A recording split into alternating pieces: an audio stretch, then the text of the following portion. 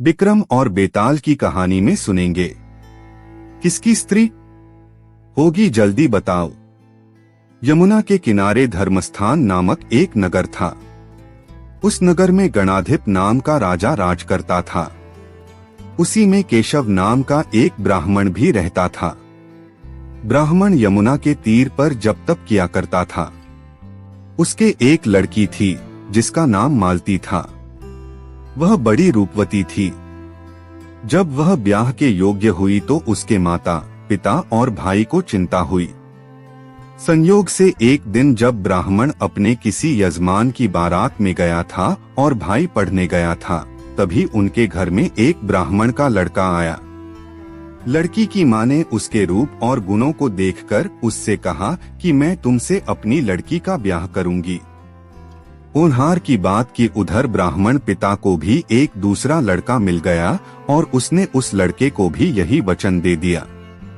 उधर ब्राह्मण का लड़का जहां पढ़ने गया था, वहां वह एक लड़के से यही वादा कर आया। कुछ समय बाद बाप बेटे घर में इकट्ठे हुए तो देखते क्या है कि वहां एक तीसरा लड़का और मौजूद है। दो उनके साथ आए थे। अब क्या हो?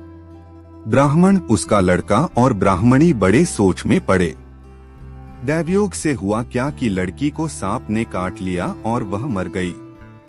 उसके बाप, भाई और तीनों लड़कों ने बड़ी भाग दौड़ की, जहर झाड़ने वालों को बुलाया, पर कोई नतीजा न निकला। सब अपनी अपनी करके चले गए। दुखी होकर वे उस लड़की को श्मशान में ले गए और क्रियाकर्म कर आए। तीनों लड़कों में से एक ने तो उसकी हड्डियां चुन ली और फकीर बनकर जंगल में चला गया। दूसरे ने राख की गठरी बांधी और वहीं झोपड़ी डालकर रहने लगा। तीसरा योगी होकर देश देश घूमने लगा। एक दिन की बात है, वह तीसरा लड़का घूमते घामते किसी नगर में पहुंचा और एक ब्राह्मणी के घर भोजन करने बैठा। जैसे ही उस घर की ब्राह्मणी भोजन परोसने आई कि उसके छोटे लड़के ने उसका आंचल पकड़ लिया। ब्राह्मणी से अपना आंचल छूटता नहीं था। ब्राह्मणी को बड़ा गुस्सा आया। उसने अपने लड़के को झिड़का, मारा पीटा, फिर भी वह न माना तो ब्राह्मणी ने उसे उठाकर जलते चूल्हे में पटक दिया। लड़का जलकर राख हो गया।